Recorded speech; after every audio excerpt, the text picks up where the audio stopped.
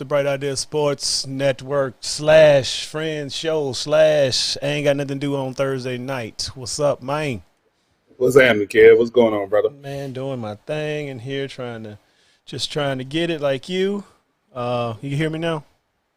Yeah, man. You Oh, that's good? a lot better. That's a lot better. It sounded a little bit low. So sorry out there if it's a little loud. What's up, y'all? That's 2 shows in a row for us. Trying to get the streak, keep it going. Sometimes life bogs you down, but hey, we're here. How your week been so far, man? Good, man. Just been rearing up. I looked at the TV today. I was like, oh, it's basketball on all day. It's March Madness. That's what's up. March Madness is here. It's here.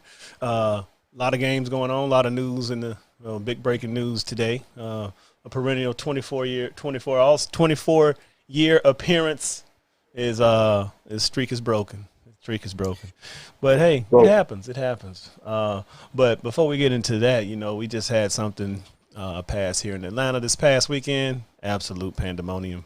I wish I that was COVID crazy. part. It was crazy. It was crazy. I mean, well, that's what we're talking about, folks. We talking about the good old All-Star game this weekend. So y'all, as y'all know, the All-Star game was crunched into a what was it? A one night event. Yeah. How you think they pulled it off? What you think? I mean, for entertainment value, I think they did a pretty good job. Missed the crowd being there, but I think overall, I mean, it definitely compacted everything into one night, which was, I guess, kind of cool because sometimes you'll miss the Rookie skills, game. The or rookie rookie game. game, something like that. I mean, because technically, you really could do the rookie game and the dunk contest all in the same day. Just play the rookie game early, and then all the other stuff in the evening, and then it could really be 2 days. But it's really for the players to have a couple days off. I really don't understand how 4 days of being off make Is it a week? It's like a week, right? It's a week, yeah. It's like a week. I guess so. I never played 82 games before, so my max games probably was like 33. Well, if you shooting jumpers night in and night out, you get a little break like that could rejuvenate you. That's why the second half of the season is going to be so interesting, man. Yes, I don't know. that's what you told me. Who's gonna come out with the dog in them. That's going to be it. Now you're about to see who's going to ball. But just a recap of the events on Saturday or Sunday afternoon and middle game and game. The dunk contest, as you see on the bottom, Mr. Anthony Simons took home the title. There was only 3 people in there, but he did show some amazing athleticism. We'll talk about that in a second. So, of course, the one and only Steph Curry did what he does. Got down quick and ran through those racks. The skills challenge, hey man, I don't know. I guess it's cool, but the big man won, Sabonis, and then also Giannis, who went 16 for 16 and took home the Kobe Bryant All-Star Award. Now, let's go through each one of them. All right. I think the 3-point contest now has overcome the dunk contest. Is that Yes. Because Yes. I mean, there's no more dunks that can be done. They don't have any incentive to get the real good dunkers. And Simons and the guy from Duke. What's the young boy from Sierra Canyon? Anthony. Not Simons. The other guy played at Duke. Dang. Can't think of his name. It's on the tip of my tongue. I mean, he showed amazing athleticism too. If he would, I mean, he had a. There you go. Cassius Stanley. That's it. So Stanley. I mean, that was an amazing dunk that he had. I mean, he got up high. He was looking at the rim when he was dunking, so that was a beautiful. And of course, these dunks are always up to. I mean, they had dunkers in there, so that's why I'm amazed that he didn't get a 48 at least, on that first dunk, because that would have probably changed the complex of that. But Anthony Simons, man, I did not know he had springs like that. But you know what, Kev? I think you go back and look at the old slam dunk contest, man. They really weren't coming up with these crazy type, I'm going to jump over 5 people, I'm going to jump over a car type dunks. They were just basically doing dunks that, we see dunkers do, like throw the ball up, let it bounce, catch it in the air, and do something and dunk it. Like, it seems like to me the dunkers got to go back to just dunking the ball and showing their athleticism. I mean, look at Dominique. Dominique didn't do any crazy tricks. Yeah. He just up and doggone tried to rip the rim down, and just that was shows fury. I heard him on one of the NBA Fast Break on XM, and he said, man, you know, back in the day, man, it was just you, the ball, your sneakers, and your creativity. That's all you had. Wasn't no props. It was just go out there and just do the nastiest dunk that you could come up with. And well, even Vince Carter. Think about Vince. Vince didn't use props and all that. Vince just got up high and like put his arm in the rim, or he got up high and did like a 360 windmill. Like the other direction. What school did he go to? What school did he go to? I forgot the high school.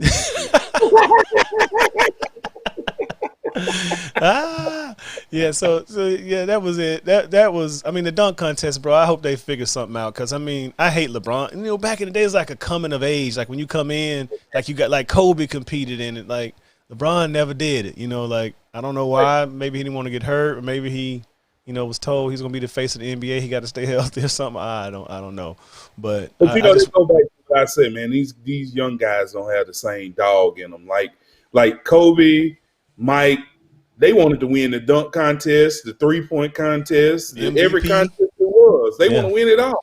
And it's just like, nah, I'm not going to compete in that. You know, and I think it may be a fear of losing and being embarrassed. Like, I think that's what it is, too. Like, if they miss it, they don't want to be, like, ridiculed. They got soft feelings now, man. These kids got soft. You gotta pat them. Steph Curry put on a show. Dame, they can knock some shots down. They just showing their muscle memory. That's all, because they don't jump. Don't jump. It's the same motion every time, and that's why he's probably pretty good in golf too. If you think about it, muscle memory. He just know how to swing it. And that's right. And the game was actually pretty good. I mean, I like the Elam ending. How do you like the Elam ending? Oh man, that was good. The Elam ending makes a whole different animal. Would you be up to something like that in the league, during the league, to get rid of the clock in the last of the game? Nah. I need the clock, because that pressure is gonna bust that pipe, and we need. Oh yeah, it definitely does. And the biggest loser of the night was the UNCF college fund, because KD and them never won a quarter.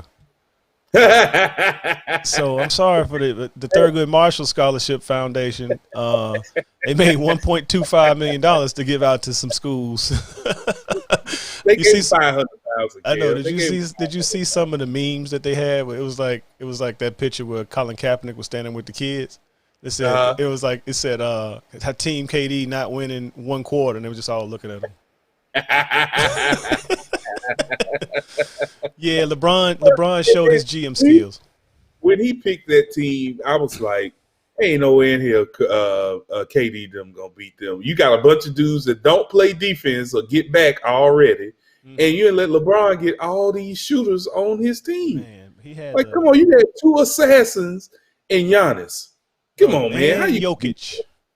And Jokic. If I was watching the game, I was, because we played DraftKings, I was like, man, Jokic got like 12 rebounds in the first 5 minutes. I was like, man, the points are just pouring in. So that brings me to a question. We talking about shooting, since you said LeBron had the shooters. A lot of debate on, Steph kind of got everybody excited about his, what he can do. Steph was in the news saying, he's like, I don't have to prove nothing to nobody anymore. I'm three-time champion. 3 times. Or yeah. 2? I think it's 2. 2 of them. I think it's 3 though. I thought he had 3. 3. Yeah, 2 by themselves and 1 with KD. Yeah, so 3 of them. So he said now he just, just trying to, shoot for the record books, just what he does. So that bring us to the question: 3-point shooting hierarchy. And if you see these are some current players. I see Petrovic stuck down there in the bottom of tier 5, but we really were about tier 3, 2, and 1. Is Ray Allen on the same level as Steph? Depends on how you look at it. But Steph can make. I think Steph gonna beat Ray Allen. Ray Allen is the king right now, but I think Steph gonna beat his record hands down. Mm-hmm. But I was just thinking, I was like, what make them different is Steph got them handles and he can get his own shot. Ray Allen is a screen guy. He come off the screen, he pop out. You not on him, he gonna hit it. Yeah. So if we were just looking at just pure shooting, I think both of them are comparable, but Steph probably got a little bit more range than Ray Allen does because he modernized the game with that step on the logo, shoot the three type stuff. And if you see him practice, that's what he does. I mean, he practiced that. So, and Ray Allen, Ray Allen is just one of those pure 3-point shooters. But those by far the two best 3-point. If I need a three, those are two I'm going with. Yeah, they definitely got some. So that's tier probably would push down to tier 6 and then move the King up to by himself and Ray Allen be on tier 2. I like this second level. I didn't think Steve Nash shot that many threes. Did you? He did. I mean, you got him at tier 2 as a 3-point shooting hierarchy, best of all time. I mean, I'm taking Bird there. I'm trying to see. I would put Clay at tier 2 as well, though. Yeah, I put Clay up there. And Steve Kerr, Jason Terry, those guys, man, they just were. That's what they did. You know what I'm saying? That was their game, is to shoot threes. Like, they got a whole bunch of catch and shoots on here now. Yeah, a bunch of catch and shoots. I like Glenn Rice. I thought Glenn Rice was a hell of a 3-point shooter. Well, he's on tier 4. He's down there. I didn't even know Mike Bibby shot that many threes, but apparently he did. But we know Dale Ellis pulled them with the Seattle Supersonics. I think this is Rashard Griffith right here next to James Harden. Look like Rashard Griffith.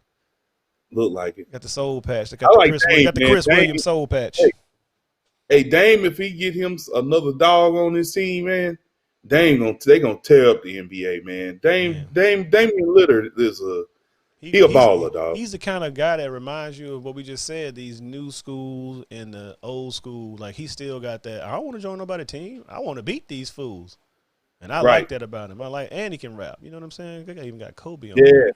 But, yeah, I think I agree with this. I thought Reggie would be right par with him, but Reggie's wasn't as smooth as these two. Reggie was, and that wasn't his thing. Like, Reggie would hit you a three, but Reggie also take you to the hole. And because he's 6'9", wasn't he? 6'9" or something like that. Right. He a long guy. But yeah, Kyle Korver in the hunt there. Hey, it's a nice list. But I like you said, when it's all over, said and done, Steph Curry, bro, he's rewrote the. I mean, when you rewrite record books, like, I think he had 624 threes in his first 254 games. That's ridiculous, man. It's a crazy amount of points. We got KD on this list. Been playing injured last couple of years, but I guess he'll move into that tier 2 eventually because he can shoot pretty good. And when Clay gets back going, he'll be there too. So maybe there'll be some movement with Korver coming down. I was listening to Twitter the other day or today. I think it was yesterday or today. Something popped up on my timeline, and they were, since it's All-Star, we were saying the old school versus the new school, and the thing came up is, what about Bird and Magic versus LeBron and KD? Who would win? Man, what the absolute hell are they thinking? What you think, Kev? Because I got a different perspective, I think, from most people that I've heard so far about it. We're playing 2-on-2. That means we're not running the court, so we're not worried about fatigue that much. We are using players from the future, from the players from the past, technically players from now, the modern era, got their own trainer, eating right, don't touch a thing. Magic and them still, Larry Bird and them still drinking beer and French lick, and Irvin, he wasn't working out because, look at their bodies, they whatever. But my thing is, who's gonna check KD? Who gonna check him? He can get his shot on anybody in the NBA right now. Unless somebody was 7'10" back in the day, who gonna get the shot? He can hit in the shot. Larry Bird was, it was listening to Robert Parrish the other day. He was saying that, y'all, get caught up with Larry Bird and, his scoring. That was just natural for him. What he had to work on was his defense, and he was a hell of a defender. I'm like, Larry Bird can't even jump. These fools right here can jump over the rim. Like, well, who you gonna block? Well, that's a good talent perspective, but I want to take everybody's mind back to the playground when you played your 2-on-2, and you had these old vets. They play dirty. They get in your head. They foul you hard. They knock you down. They beat you up. And these two dudes right here, LeBron and KD, they soft as Kleenex toilet paper, man. And I just see this. I don't see this as being a talent game. I see this as being A mind game. Who has the bigger dog in them? Who has the bigger dog to do it? And Magic and Bird definitely was some cocky dudes and knew they were the truth. So I think if they actually played in their prime, I think Magic and Bird would do a number on LeBron and KD just with the mind games, man. And you know KD, you get to talking bad about him, he looking crazy. So just imagine what Magic be whispering in his ear. You know what I'm saying? The whole game and hitting him and beating him up, and LeBron getting yanked down to the ground. So you're saying we allowing playground rules? We're not saying in a hoop it up What's scenario. 2 versus 2? What other scenario is 2 versus 2? That's the only hoop thing it up. got. They had hoop it up. They're called foul if in the hoop it up if you holding and body checking back in the day. Oh, I'm not saying it won't be a foul call. I'm just saying the fouls will occur. Mm-hmm. And the effect of those fouls, I think, will have an effect on LeBron and KD mind. By far, they're the two talented. They're way more talented than Magic and Bird probably ever were in their career. Mm-hmm. But I like the old school mentality of seeing a young boy, can you play? And I've seen it a couple of times. A good dude that turn into nothing because you just got into his head. You know what I'm saying? Yeah, but hey, I don't know. I mean, and I love the 80s basketball, 90s basketball, but man, these two right here is a different breed. They're a different breed, man. Especially LeBron, man. I mean, he can't change his direction once he decides he's going. So Magic, what Magic played at back two. It's like those dudes are kind of savvy. Magic and Birds, they don't Bird gonna hit you with the pump fake under your arm, and then the wrap around pass and the fadeaway. Yeah, Bird gonna be crafty because he got to be because he can't jump off the ground. But right, I don't know. It'll be interesting. I mean, I see what you're saying. I feels you, but I don't know. Moving on. NBA, sticking with the NBA. So today was y'all know it was the anniversary of the games being stopped 1 year ago when they stopped basketball. I don't know if y'all knew that when they ran on the court in Utah. They told them that, hey, you can't go, and the referee at the Sacramento Kings New Orleans game had just refed in Salt Lake City, so they had to cancel, and the season, as you know, went to kaputs. It was on hold for about 2.5 months, and they reconvened in the bubble. Also, during this time, Kobe had passed away in January, and people started saying, man, we got to do something to honor Kobe. Well, Kobe got the All-Star Game MVP award, but a lot of people were talking about doing this, changing the logo with Kobe.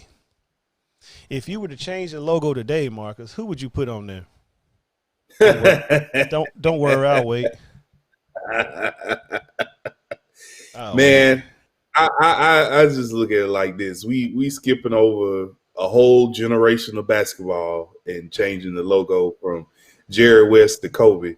It would only, I mean, I don't know if the Jordan Ike is probably copyrighted, but that would have been a perfect one for the NBA logo or Michael Jordan, logo. But I mean, looking at the way that he had made money off of his, I mean, Kobe didn't get that same chance. So, I mean, he's probably the second best in my mind outside of Mike to be the logo. So yeah. I don't see anything wrong with it because it does modernize the game per se because more people now remember Kobe than they do Jerry West.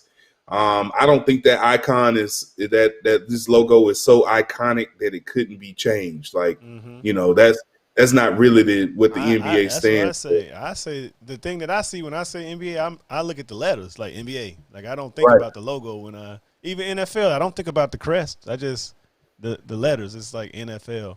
I mean, this will be a good feel good story. That's what I said too. It's just too many people that you're skipping over to say that Kobe is the next logo. I mean, shit. Why not Shaq? Right. Shaq was dominant, changed the game. But it'll be a disservice to the greats of the time period between Jerry West and the Kobe Bryant to do that. So I say the best thing to do is don't even touch it.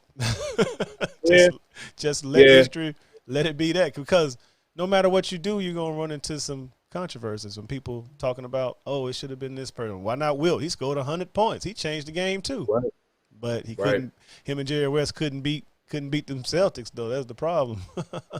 Right. I just don't think it's that big of an issue. If they did change it, it wouldn't be so impactful that you'd be like, man, the NBA changed. But if they don't, it'd just be still status quo. I mean, quote Kobe, no matter how much we memorialize him, he's still gonna be great, whether he's Yeah. the logo or not.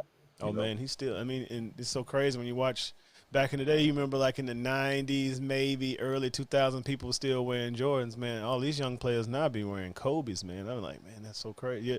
Anthony Simons had on some Kobe's All Star black and red. I think there was some eights, Really? some sevens. He had some sevens on, and he was in. I was like, man, look at that. Back in the day, I used to be put on some Jordans and jump from the free throw line or something. But that's going to be a debate that will never go away because we got Jordan stands, we got Kobe stands, and we got Marcus who want Bob Cousy on the you want Bob Cousy on there. Sticking with Michael basketball. Jordan, man, he an owner, man. He can't be the logo. Hey, he got him a new toy over there. He might want to put LaMelo Ball on the logo because he definitely, it's the first time, first pick that went right for him.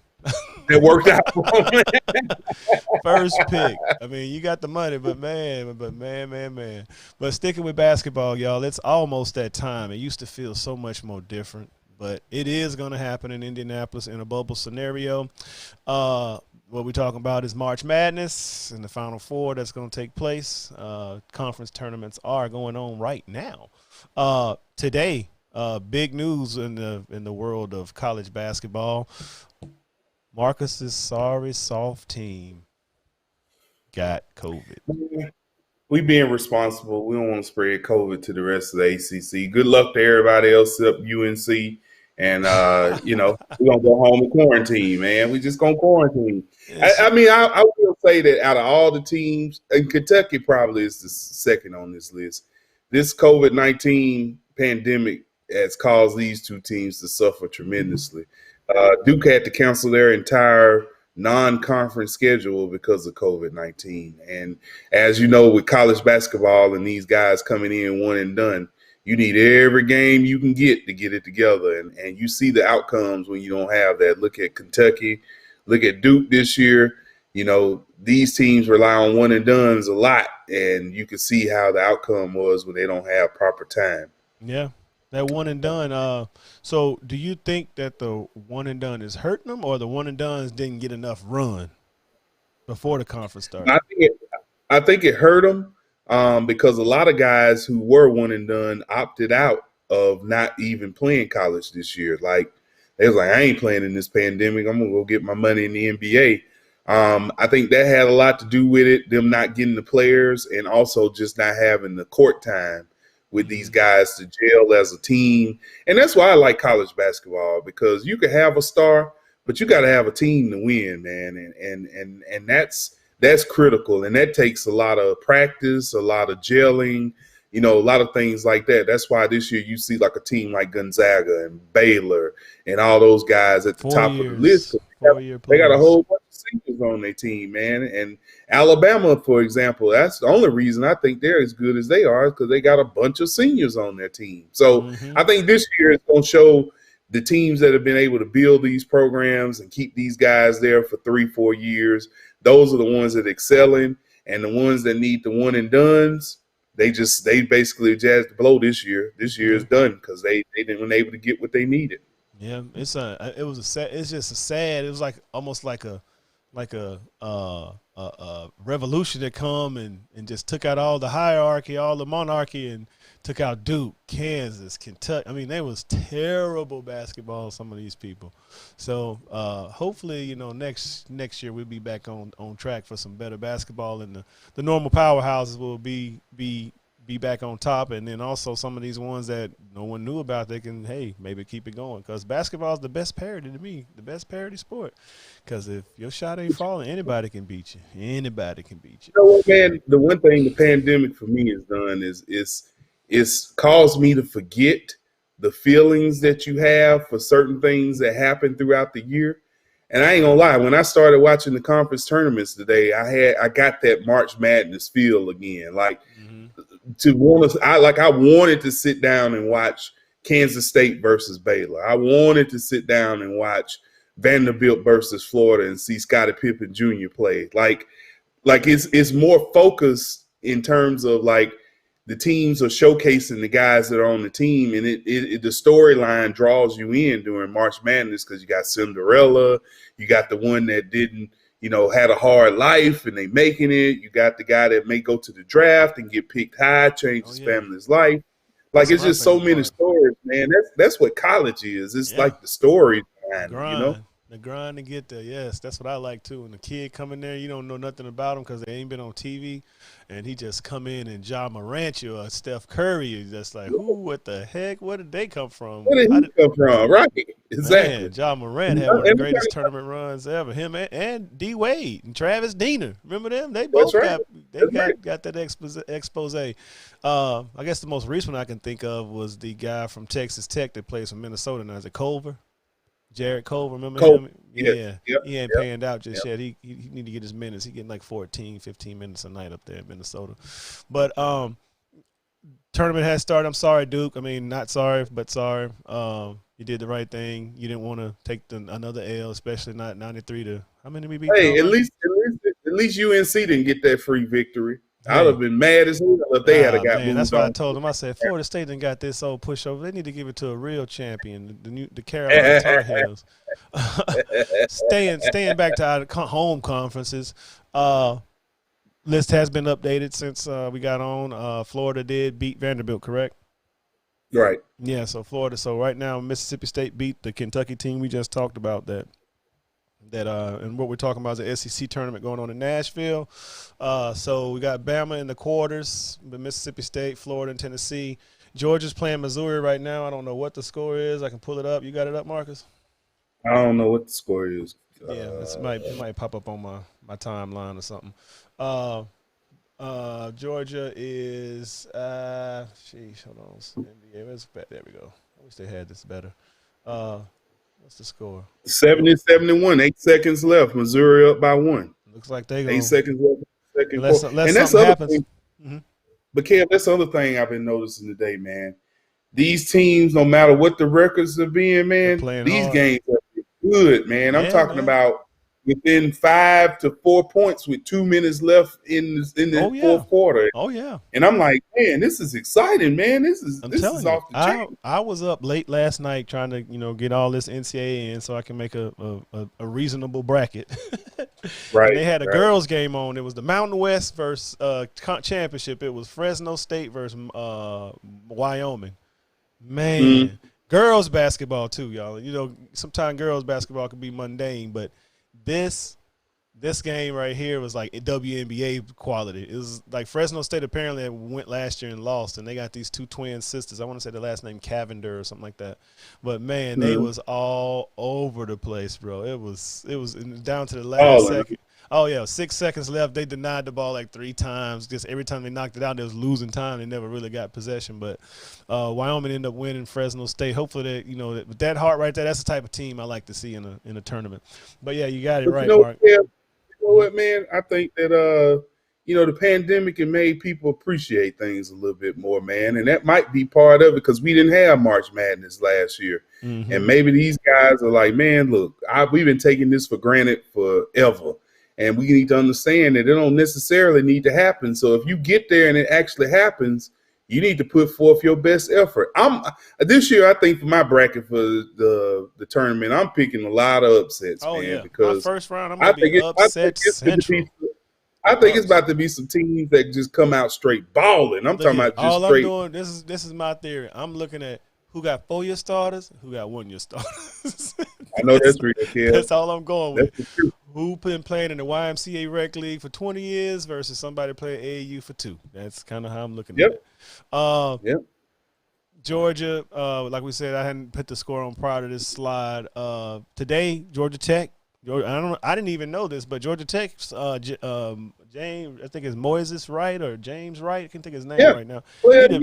Yeah, balling. He only had 9 points today, but that's good. Georgia Tech, when they had Paul Hewitt, that run they had to the Final Four, I mean, everybody was excited. He was recruiting out the city. He was getting the city's best talent. Dwight Howard was going to go there if he didn't go to the league, so looks like Georgia Tech's trying to get back to square one in the ACC in basketball. So they beat a kind of down Miami team. Miami had a lot of injuries this year, not COVID related, like true old school ankle, knee type stuff, keeping people out. Valiant effort, but they came up short against the Tech Yellow Jackets today. So congrats to them. Also, Georgia State lost to Appalachian State on Saturday yeah, they lost to them, and they was number one seed too. I think they were. Yeah, they were the number one seed.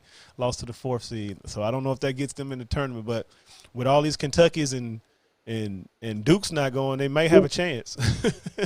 The perennial all Georgia stars just got there. lost 73-70. Missouri won 73-70. That's over with. So that's a final. So Georgia once again, y'all lost. So we wanted y'all to win. We not, we want something good to come out the state, man. We want something good to come out the state. But it just happens that way.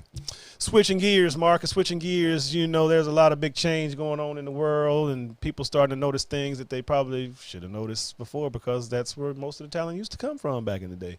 But what we're talking about is the HBCUs getting their just due on more prime time type scenarios, not just streaming. Last week, when Jackson State played Grambling, they said 930,000 people streamed the hit. So Deion's presence is being felt. I hate they keep. I think I called this when he got hired, man. I think I called exactly this: the attention that Deion was going to bring to the SWAC, to the point that the SWAC going to be on ESPN2 Sunday at 2:00 playing football. Man, here go the deal. And I was reading something today because somebody posted something in social media saying, don't they dare move our college football games to the spring from the fall. You got to keep it in the fall because of tradition. But I'm gonna put a little bit of light out here, because I listened to what the SWAC commissioner was saying. And he was like, the ultimate goal of the SWAC is to get a linear program where we are on TV every week, because we got a contract and we can share that TV money with the rest of the schools. HBCU football, let's just be real. They not going to not show Alabama. They not going to not show Georgia and all these guys that they got these contracts with to show y'all. So the logical thing would be, and I'm thinking about this. I'm like, spring football ain't all that bad. Number one, you the only game in town. You get national TV money. You on national TV. The program gets actual publicity. And here go the best part. Know all those cold classics you have with them tailgates where you outside in the cold? Think about a spring tailgate. Think about that. Think about a spring tailgate for the Magic City Classic, kid. What you think about an April Magic City Classic? What does that sound like to you? Sound like me sitting on the dummy wall over at Clark in the spring, knowing I need to be in class, and I'm sitting over there watching sundresses go by. Think about homecoming at Morehouse. And that's what we were talking about with the little text group we in. They were saying, like, this is the best thing because they don't got to compete with Alabama and them. Like, exactly. Because it's too hard to compete with them. All the focus is on HBCUs. Halftime shows are about HBCUs. Any type of college football live, all that stuff. It'll all be about HBCUs in the spring. You'll talk about Alabama spring game, but that's one game. Yeah. You got 10 games that they can talk about every week. Yeah. So I think this is probably the route. Number one, they always been trying to get spring football. You had the XFL, you had all these gimmick leagues trying to play the opposite season of the NFL. Well, why not use HBCUs and put them on TV? Because I ain't gonna lie, I've been watching for 2 or 3 weeks on ESPN3. I've been firing up the iPad to watch Arkansas Pine Bluff play Southern the other day. I was like, oh man, look at that. And it just gives exposure, man. I think they really should think about this, because like anything, though, if ESPN say, hey, next year, spring, we'll give y'all $100 million if y'all play y'all season in the spring. And you can divide that amongst all the SWAC institutions. $100 million. Yes. That's where you get the money to build. Like when Deion talked about when he got there, like, man, this is what these kids been, playing in. Like this is the the scenario. Like, no wonder they like get down and don't think they're gonna make it. Even have a shot at the league because they just don't have the the facilities to do what they need to do. So, I mean, this is big, man. This is big that Dion's there, TV man. money.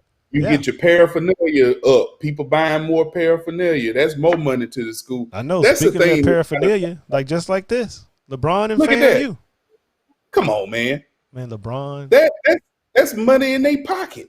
they talk about $100 million, bro.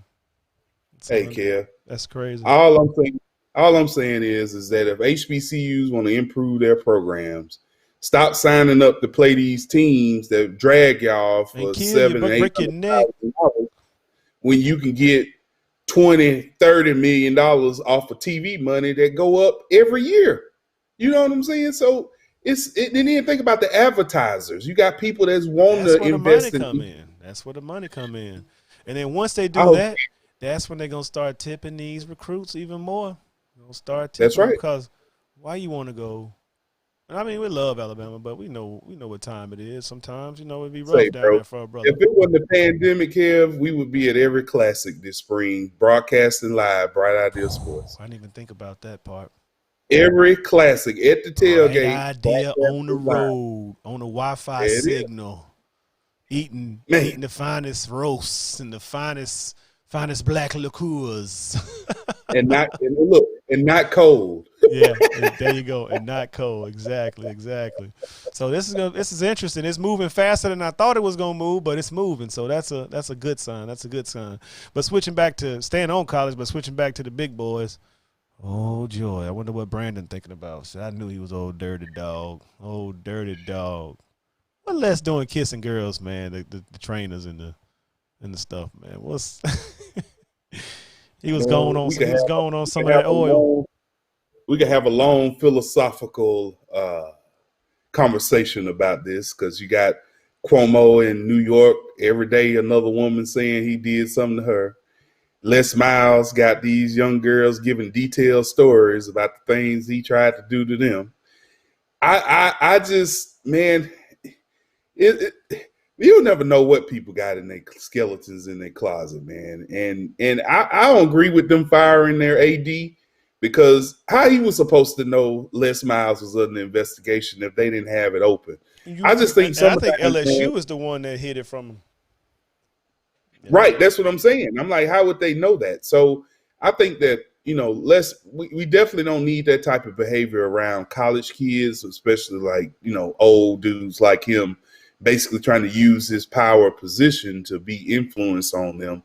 But it also speaks to a lot of different levels from how men perceive women. I mean, even at the age of 50s and 60s, they still, look at young 20, 30-year-old women as a piece of meat. Some of the things that he was saying to them, that really, number one, why would a 20-something-year-old young lady really be interested in an old man talking about he lonely?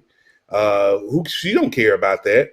And, you're trying to push up on her and, she's not, unless you her type, 9 times out of 10, she don't want a dude that could be her dad's age that she's kicking it with. But, when you're the head coach of these powerful schools, you feel like, hey, you in awe of me. Come on over here. And that's where the tragedy is when these guys use their power position and try to finagle their way into different things. Because there's a real intimidation factor. I mean, those young girls are going to tell Les Miles, no, he's the coach of LSU. If I tell him no, it could destroy me, type deal. It sounded like the ladies that were, part of the recruiting, show the recruits around type scenario. So they was already kind of looked at as, what those girls are for, just to kind of, hey, this is what you're going to be hanging out. You're going to be hanging out. We're going to be doing this. It's always pretty girls around, just kind of giving a young, high hormone high school student, the ultimate tour. And, it's Louisiana, so it probably was wide open down there. So ain't no telling. But Les got fired, but Les got his buyout. I guess he didn't have a conduct clause in his because he got $1.9 million today.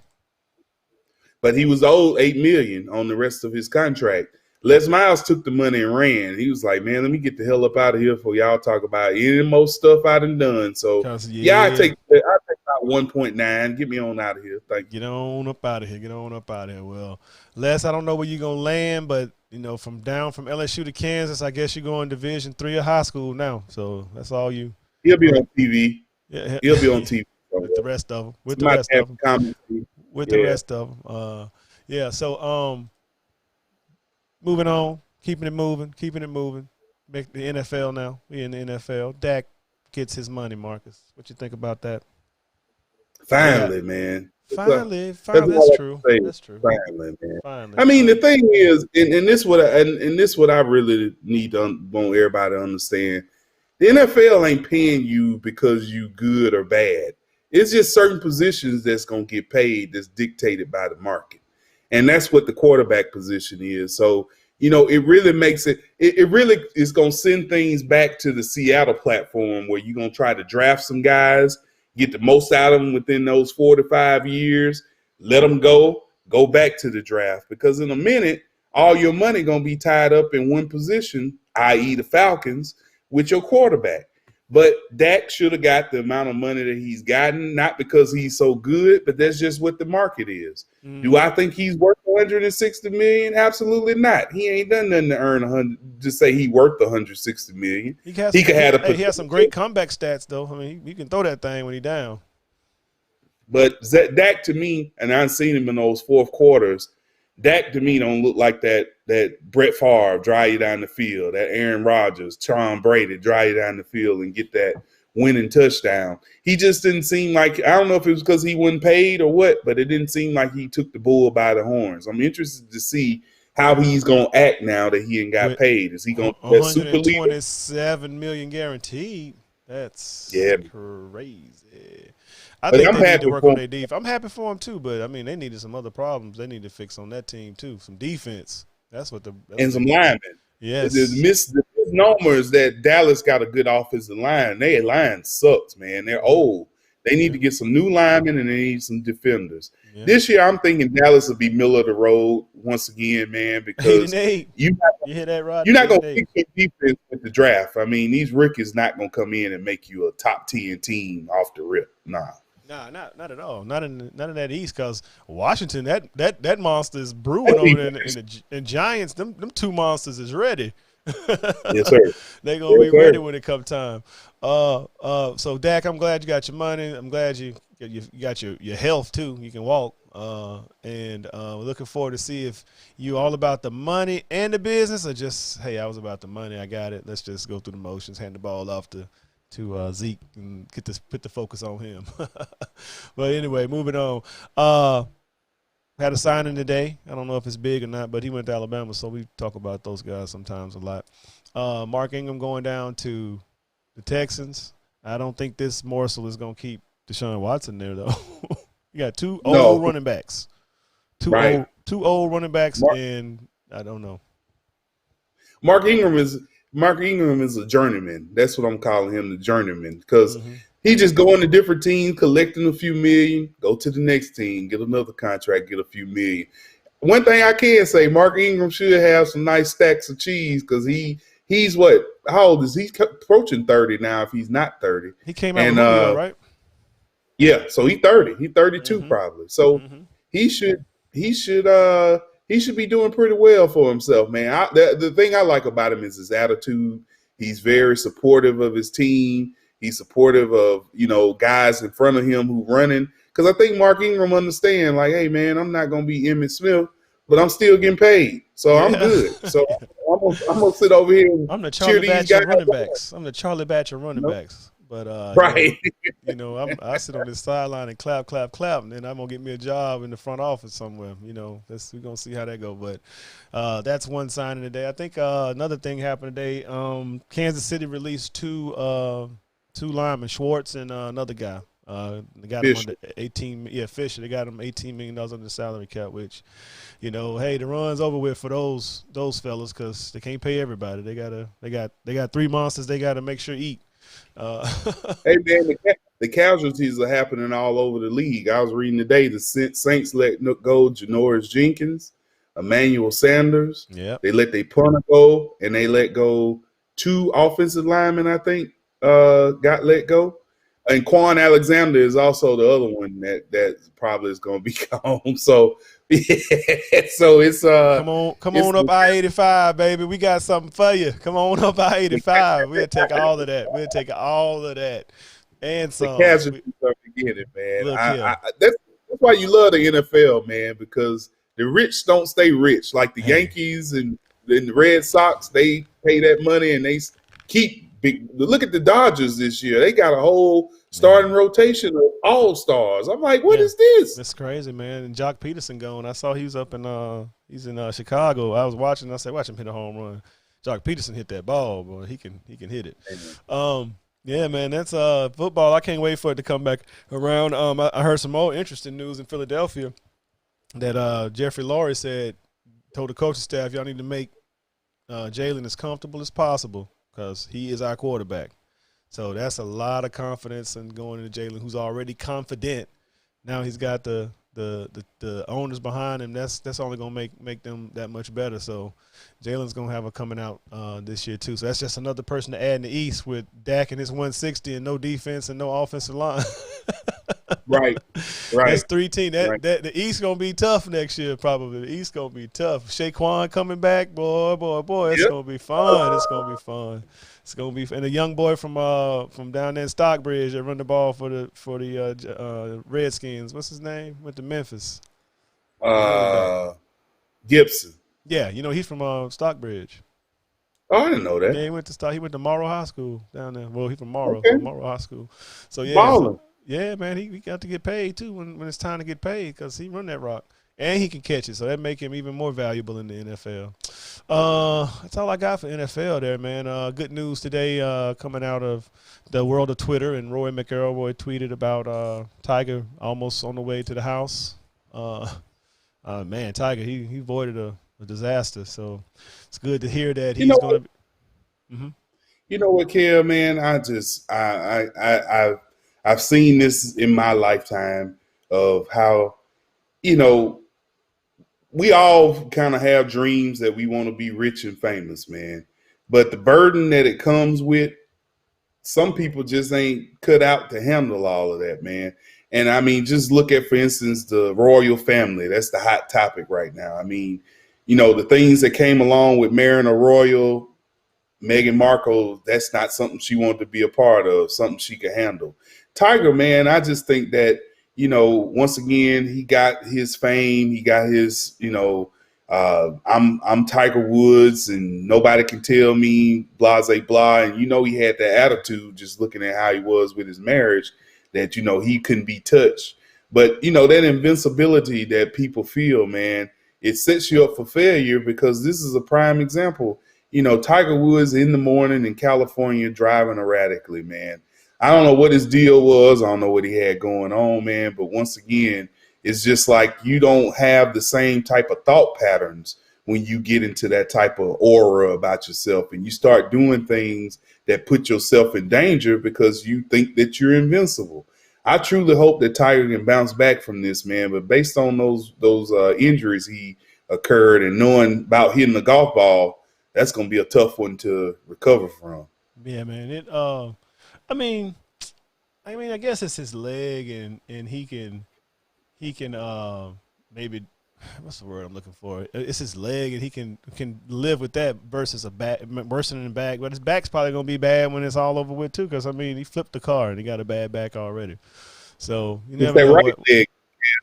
And that right leg, it's that right leg. Yeah. And he got to get that range of motion back in that right leg to be able to do that turn that you got to do in golf to get that ball out there, Yeah, he gonna have a long way to go. He's chasing that record. I know he won't it. Hopefully he can. I don't think he's gonna make it, man. Nah, he already 40 something. You got these type of injuries. You got to bounce back from these young guys. You got DeChambeau hitting the damn ball 400 yards off the tee. Come on, man. But he had to put on 40 pounds of muscle to do that. Rory can hit that thing 360, and he don't weigh nothing but 135, 140 pounds. And DeChambeau said, "I'm gonna get it over lake, the Yeah, he trees. just all And chilly, knowing he doing steroids with that big old tight hat on his head. I'm like, look at that, man. Barry Bonds head have himself, bro. Like, come on, man. He had a Barry Bonds head, man. Like, come on, man. speaking You of golf, man, you got to check on the East Lake, man. See if they're gonna have fans out there this year, man, man. I know I need it. I'll be back I was by playing then. today, I'm man. trying I to. got a damn blister on my hand, right? You can't even see it. My hand. I was Oh, holding the club because I was getting mad. It's like, you know how, like, when oh, you've been off so long, you trying to find the groove, find the thing, yeah. and I was just mad. I was casting so much. When you cast, it slide out your hand when you're doing that. So when I finally was like, oh Yeah. man, I'm not staying on my body. I'm not sticking to my body. And then it finally got it, and I was hitting my 7-iron like 180. So it's good. It's good. We need to get out and play some golf because he's a new player, y'all. Marcus is a new player. He's found the game finally. He found something to do because he got tired of post moves and, you know, watching me shoot the gap and get that glorified steal and pick up basketball. This just holding me off till I get my PlayStation 5. I'll be back. I'll be back off. I'll be back Oh, my on something PlayStation else. 5 sitting right over there, right over in the corner. How the hell did you get it? I got it at Christmas time. Man, you signed up and all that though, didn't you? Hey, you got Oh, I there you got go. people in dark places. People Hey in man, I dark need places. one, man. Work on that for me, brother. I'll call my connect, my plug, and see what she got. She always I got need something. one. Yeah, it's pretty nice. It's pretty nice, bro. It's pretty nice. I've been playing Spider-Man and stuff when I have time. But yeah, what you got this weekend, man? Man, it's March Madness, man. It's gonna be nice out. Thinking about putting a pork butt on the grill and watching some March Madness and Look at how God work. I'm off this look weekend. Ain't that something? I'm at eating pork sandwich. I'm gonna have some bread. I'll bring some bread, some rolls. You know? that. So Hey, yeah, that's what's missing. That would be missing hell. hey, all the time. I got t-ball. I got t-ball practice tomorrow with a 4-year-old and a t-ball game at 9:00, and then a birthday party right behind that. We have a birthday party at 10:00. AM? Yes, at the park. Superhero. So dress up, be at the park 10:00 in the morning after you already been up in the morning going to a t-ball game. Which, you know, t-ball at a 4-year-old, you got to be out there on the field with them so they don't smack each other in the head with a baseball bat or throw the ball Right. with somebody not looking. So Right. do that. And then, We got to give a shout out, man. Carver High School oh in my Birmingham. goodness, how did I forget that? Keep them entertained. Refresh them on who Yeah. we talking about. Man, our homeboy Jarvis Flip Wilson, man. Just to tell a quick story, man. This guy came over, went to Stillman College in Tuscaloosa, friends of friends. He came over to Atlanta, coaching Brown Middle School football, head coach. Used to go out there, man, watching him work with these young men, and just saw he had the eye and the talent to be able to bring them along. And then he got a job down in Blunt High School down in Mobile as a assistant coach on football. And then he finally made that career move to go to Birmingham to coach Carver High School Lady Rams, man. And they were 6A for the longest. And I would say last year they made it to the Final Four championship game in 6A and they lost. Mm-hmm. But they moved down to 5A. Coach Wilson had a team of 7 young ladies. Seven. And these young ladies went all the way to the state championship and won the thing. And he's couldn't be more prouder of them, man. And I truly seen him bring them over to Atlanta to go to camps. And I was in my mind, I'm like, well, I didn't have a coach like that would take me to camps and get me ready and get myself together. But he truly invests in these young ladies, and they truly love him, and he loves them. And you can see it for him to take 7 girls and win a state championship is one of the most awesome things. 7 girls. I'm tired of the day after a day of work, and he got 7 people running 4 quarters, full court press probably too. Knowing Jarvis, I know they pressing. Oh yeah, I know they oh pressing him. Oh, yeah. But yeah, I've been following him because, you know, it's been a victory parade, victory lap for Jarvis. Today he took him to the. If y'all have been to Birmingham, he took him to the fish market, and they, you know, he had a bill for 7 on there. You know, 7 plus 1, and they look like they had a good time. I see crab legs and all kinds of stuff on the table. So shout out. To a steakhouse too, man. Oh yeah, he went. I see him here. He calls them his inner city diamonds. If that don't give a child some hope and some So that's somebody standing behind you, man. That's all these kids need, man. Like Marcus used to tell me, I said, man, what I'm gonna do, man? Me and Denise broke up. I said, man, just love your kid, man. He'll see it. He'll see it, and that's just what it is. He's a father figure. If y'all know, Birmingham Carver is an inner city school, and it's got all the normal inner city problems. But when you got somebody that genuinely cares about these young kids, man, they can do anything, man. 7 people, so that means they've been playing teams that's got 15 and 2 people alternate. That can sub out everybody. I think we just gonna out sub them. Nah, man, these little girls been through something, and they're gonna remember this forever. And I'm glad the city's touting them too. Everybody, Tuscaloosa is as well, because they know Jarvis down there. A lot of people like Central. A girl that teaches at Central, she put up a thing saying something about him, because I think she went to Stillman too. Went to my church, but yeah, man, shout out to Jarvis Wilson, coach. Flip. Game over. I wonder if they played that when when the games be over. Oh man, A game over. Flip. Hey, but one thing's for sure, Flip made sure he was a Kappa every time he was dressed up. But he kept him a suit on, bow tie. I said, look at this Kappa guy here. Look at him. Look at him. We got to get him on the show, man, so he can talk about their journey this year, man. And any of them was seniors. That's what I want to know. If anybody get anything, send them over to Clark, man. They can go play at Clark or something. Morris Brown about to get back on their feet, so we good. His leading scorer is going to Arkansas. I think it's Central Arkansas. But she got invited to play in the Alabama-Mississippi State All-Star game. So she's actually going it's a to play in young fella, and that girl I went to school with, she was 1 year below me. His son, his name is Cam. What's Cam's last name? Can't think of it right now. He played at Spain Park. He got invited to it as well. Look out for Cam. I'm going to tell you Cam's last name in a minute. It's on the tip of my tongue. But he's going as well, so that's good stuff back at the house, man. Yeah, man. We're gonna get out here to some of these little high school events, so we can get in touch with these guys and keep a tab on the local. We keep a tab on the home because we from there, y'all. So that's just kind of how I go. But good to see these success stories. But I don't have nothing else, Marcus. What you got, bro? Hey, man. Like I said, next week we'll have a whole lot to talk about, breaking down the bracket and what's set up, man. Looking forward to doing that again. I really didn't realize how much I missed it last year, but looking forward to that. And all the draft talk and cuts and all that, man. Just trying to keep up and, see what's going on, man. But everything's good over here. Just ready to see what happens in this March Madness, brother. Yeah, we are. We're up against the wall, and it's been good. Bright Idea Sports. We out.